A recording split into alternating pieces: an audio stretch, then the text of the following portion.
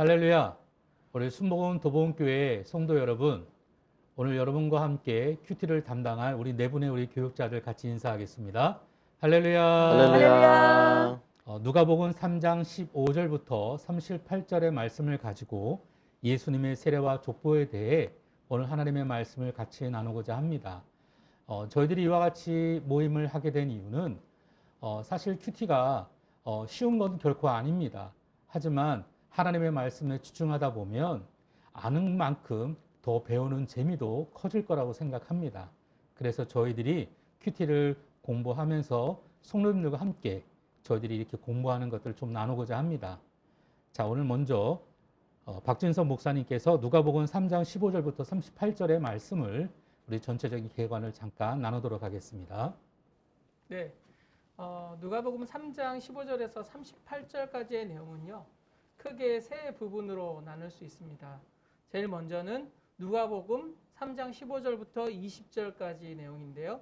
요한이 구약 시대의 마지막 대표적인 인물이었고요. 또한 침례 요한이 마지막 선지자였습니다. 침례 요한의 사명은 크게 두 가지로 나눠 볼 수 있는데요. 첫 번째는 메시아 대신 예수님께서 오셔서 구속 사역을 이루어 가실 때 사람들로 하여금 복음을 잘 받아들일 수 있도록 백성들을 인도하는 것이 첫 번째 사명이었고요. 두 번째 사명은 메시아 예수를 소개하고 메시아의 사역을 잘 설명하는 것이 그의 두 번째 사명이었습니다.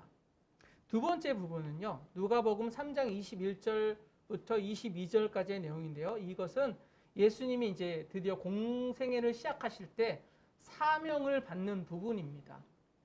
오늘 그 21절과 22절은요, 두 가지 크게 시편 2편 7절의 내용과 이사야서 42장 1절의 내용이 두 개가 이제 합해진 말씀인데요. 시편 2편 7편은 이게 대관식 시입니다. 대관식 시가 왕이 그 임명을 받을 때 그 사명이 주어지는 그 부분을 노래하고 있는 시편인데요. 우리가 잘 알고 있는 시편입니다. 내가 야훼의 명령을 전하노라. 야훼께서 내게 이르시되 너는 내 아들이라. 오늘 내가 너를 낳았도다. 요 부분입니다. 요 부분이 왕에 임명될 때 부분이거든요. 그러니까 예수님이 또한 영적인 왕으로서 임명되는 부분이고요. 두 번째는 이사야서 42장 1절의 내용인데 내가 붙드는 나의 종, 내 마음에 기뻐하는 자, 곧 내가 택한 사람을 보라. 내가 나의 영을 그에게 주었은즉 그가 이방의 정의를 베풀리라. 이 부분은 무엇이냐면 이사야서 42장부터 53장까지 이 부분이 고난받는 주의 종에 대해서 이야기하고 있는데요. 이 종은 6가지의 사역을 특징적으로 하고 있습니다. 첫 번째가 무엇이냐면 하나님이 특별히 선택했다라는 것이고요. 두 번째는 성령으로 무장시키는 사역을 하시고, 세 번째는 하나님의 백성을 구원하고 모으는 사역을 한다. 네 번째는 새 언약을 세우고, 다섯 번째는 백성들의 죄를 대속하는 제물로 자신을 드리고, 여섯 번째는 무엇이냐면 이방인들에게 하나님의 계시와 구원을 전달하는 의무를 주의 종이 감당한다는 내용입니다. 자, 이처럼 오늘 나눌 말씀들은 짧지만 굉장히 여러 많은 의미들이 내포되어 있습니다. 그래서 저희는 오늘 이 본문 가운데 총 5가지의 주제를 좀 단락별로 나뉘어서 좀 질문을 통해 우리가 평소에 가졌던 궁금증들이 무엇이 있을까 생각해 보면서 그거에 대한 답을 한번 달고자 합니다. 먼저 첫 번째, 백성들은 세례 요한을 혹시 그리스도가 아닐까라고 생각을 했습니다. 오늘 16절과 17절에 보면 백성들이 바라고 기다림으로 모든 사람들이 요한을 혹 그리스도신가 심중에 생각하니라는 말을 나오고 있죠. 바로 그때 세례 요한은 자기 자신을 어떻게 소개하고 있을까요? 우리 김영돈 목사님. 네, 누가복음 3장 15절에서 16절에 보면 침례 요한은 자신을 소개할 때에 자신은 물로 침례를 베풀어 주지만 예수님은 불과 성령으로 침례를 베푸실 분이시며 자신은 예수님의 신발끈을 푸는 것조차도 감당할 수 없는 사람이라고 겸손하게 소개하고 있습니다. 네, 이처럼 세례 요한은 자기 자신보다는 그리스도를 높이는 데 집중하고 있습니다. 당시의 로마의 압제 가운데 메시아를 대망하고 있었던 이스라엘 백성들은 다윗이 이스라엘을 통일한 것처럼, 그리고 고레스 왕이 이스라엘의 포로를 해방한 것처럼 뭔가를 좀 기대하는 그런 사람이었습니다. 그때 혜성처럼 등장했던 이 세례 요한의 옷차림이나 말투나 모든 것들이 사람들이 이 사람이 메시아라고 생각할 정도였습니다. 하지만 세례 요한은 분명히 알았습니다. 내가 누구인지, 그리고 메시아가 누구인지. 자, 그랬던 이 세례 요한, 오늘 20절에 보니까 책망을 들은 헤롯이 그를 옥에 가두는 장면이 나옵니다.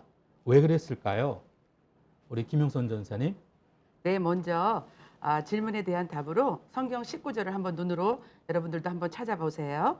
분봉왕 헤롯은 그의 동생의 아내 헤로디아의 일과 또 자기가 행한 모든 악한 일로 말미암아 요한에게 책망을 받고라고 말씀하고 있습니다. 그렇다면 그 동생의 아내 헤로디아는 과연 어떤 일이었을까요? 헤로디아의 일이라는 것은 헤롯 빌립 1세의 이복 형제였던 아리스토블루스의 딸입니다. 그녀는 그의 삼촌인 헤롯 빌립 1세와 결혼하여서 살로메, 우리 다 아는 살로메라는 그 딸을 낳습니다. 그런데요, 갈릴리 지역의 분봉왕이었던 헤롯 안디아바가 그 동생 빌립의 그 집을 방문하였다가 헤로디아와 그만 불륜을 범하고 말입니다. 부적절한 관계를 통해서 두 사람을 결혼하기 위해서 남편과 아내에게 서로 이혼을 청구하게 되고 아주 안 좋은 모습으로 그때 당시에 세계적으로 또 화두가 되었던 사건이기도 합니다. 그런 것처럼 오늘 성경에서 말하는 것은 헤로디아와 안디바의 결혼을 유대 전통에 비춰볼 때에 도저히 용납할 수 없는 그런 사건이었기 때문에 침례 요한은 페르니오 제약이라고 이렇게 선포하게 된 것입니다. 그러므로 오늘 이 헤롯이 세례 요한에게 책망받는 이유에 대해서는 그 사건의 일을 얘기하고 있습니다.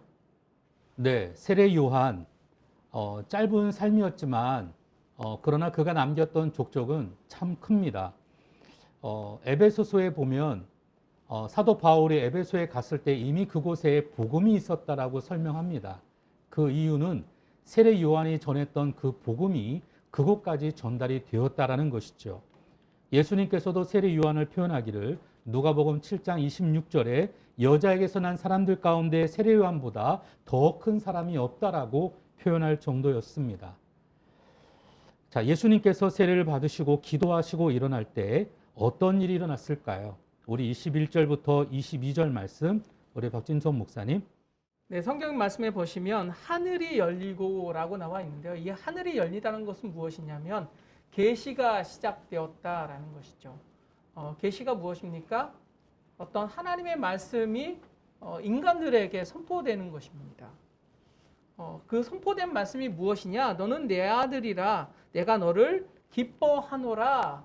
하나님께서 예수님을 왕으로 삼으시고 그 왕의 사역이 시작되었다라는 것입니다.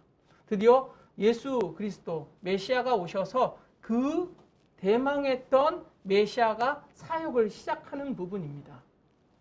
네, 이처럼 예수님도 하나님이셨지만 그분이 공생애를 시작하기 전에 바로 이 침례를 통해 모든 것들이 시작이 되었습니다.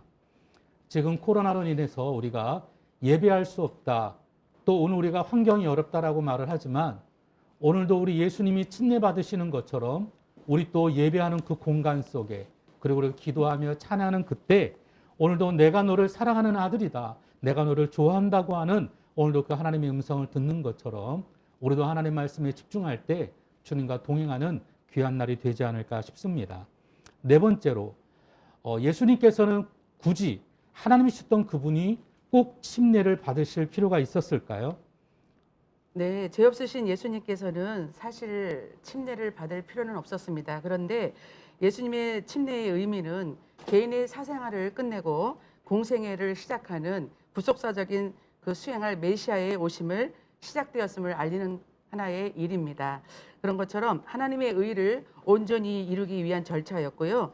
인간의 육신을 입기까지 낮아지셨고 그들을 대신해서 우리의 율법의 저주를 풀어주시고 또 홀로 감당하시고 우리의 죄를 대속하시고자 위함이었습니다. 그런 것처럼 하나님께서 예수를 진정한 메시아로 직접 인정하였음을 의미하는 것입니다.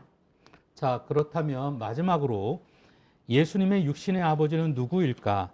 오늘 23절에 오늘 이렇게 표현합니다. 사람들이 아는 대로 요셉의 아들이니. 그리고 이제 족보에 대한 내용이 위로부터 이렇게 올라가게 되어 있습니다. 자, 이 부분을 우리 김현동 목사님께서 설명해 주시면 좋겠습니다. 네, 성경의 족보 이야기가 구약에도 나오고 신약에도 나오는데 특별히 사복음서에는 마태복음과 누가복음에 이렇게 동시에 나오게 되는데요. 그 나열하는 방식이 서로 다릅니다. 마태복음 같은 경우에는 유대인들에게 쓴 복음서이고 또 마태복음에 나오는 족보는 왕으로 나타나신 예수님을 강조하기 위해서 족보를 썼기 때문에 그 아브라함으로부터 내림 자손으로 예수님에 이르기까지 설명하고 있습니다. 그리고 왕을 강조하기 위해서 대부분 왕들의 이름만 언급하게 됩니다. 그래서 14대 해가지고 예수님까지 이르게 되는 그런 내림 자손 족보를 설명하고 있는데요. 여기 누가복음에서 나오는 족보는 그와 반대로 예수님으로부터 시작해가지고 쭉 거슬러 올라가면서 아담과 그 이상은 하나님이라고 소개합니다. 이 누가복음에서 이 족보를 통해서 이방인들에게 이야기하고자 했던 그 내용은 무엇이냐면 예수님이 바로 하나님의 아들이라는 것입니다. 아들로서의 예수를 강조하고 또 예수님이 모든 사람들을 포괄적으로 구원하시는 인류의 마지막 아담이라는 것을 강조하기 위해서 이렇게 족보를 나열했다는 것입니다.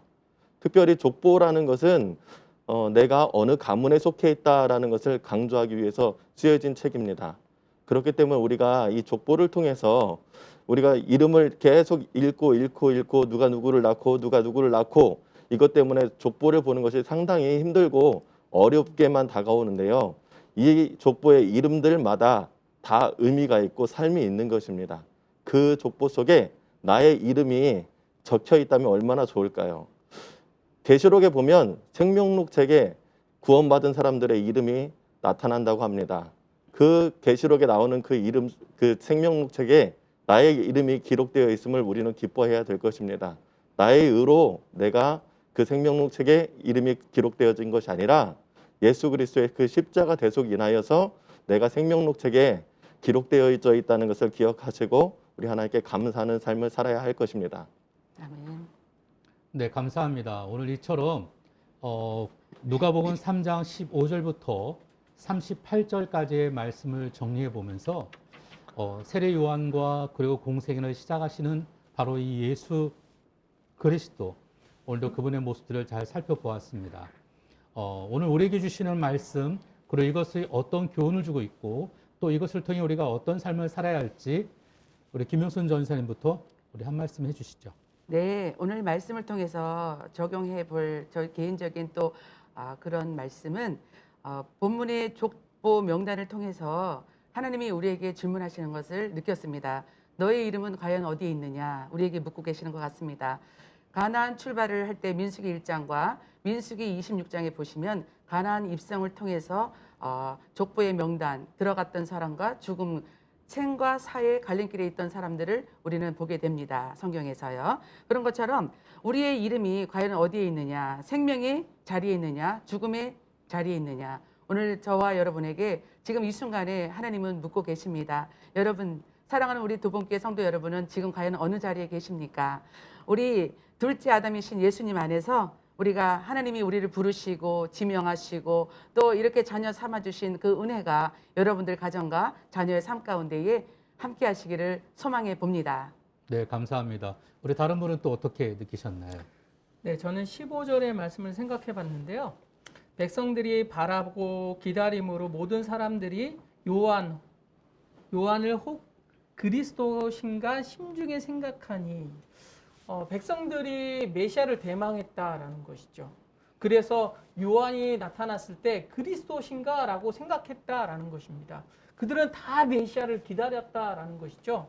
그런데 우리는 다시 오실 예수 그리스도를 우리가 대망하고 기다리고 있는가? 그것을 위해서 우리는 그렇게 살아내고 있는가라고 생각해 볼 때 우리는 우리의 삶에 너무 열중하고 있는 것은 아닌가라고 한번 생각해 보았습니다. 네, 감사합니다. 우리 김현웅 목사님은 저는 그 침례 요한이 예수님을 소개할 때에 그 모습을 보면서 세상 사람들은 자신이 성공하기 위해서 또 자신의 영달을 위해서 많은 사람들을 짓밟고 이용합니다. 그런데 이 침례자 요한은 세상의 중심을 자신에 두지 않았습니다. 하나님께 두었습니다. 그리고 하나님이 보내실 메시아를 위해서 자신은 그 존재하고 있음을 자각하고 인식하고 있습니다. 저는 이 요한의 모습을 보면서 날마다 자신을 부인하고 제 십자가를 지고 예수님을 따라 하나님의 그 주신 사명을 감당하는 그 모습이 참 존경스러웠고 그 모습을 우리가 닮아가야 될 것이다 생각해 보았습니다. 네, 일을 하면 할수록 또 은혜를 받으면 받을수록 더 겸손이 필요한 것 같습니다. 자신을 돌아볼 줄 모르는 사람은 우리가 성경을 보듯이 언젠가 반드시 무너질 때가 있음을 우리는 너무나도 잘 알고 있습니다. 세례 요한과 그리고 예수님, 오늘 우리에게 주어졌던 그 삶을 어떻게 살았는지 우리 성경을 통해 보면서 우리 또한 오늘 하루를 우리가 어떻게 살아가야 될지를 한 번 더 묵상하고 기도하는 하루가 되어졌으면 좋겠습니다. 이상으로 마치겠습니다. 감사합니다.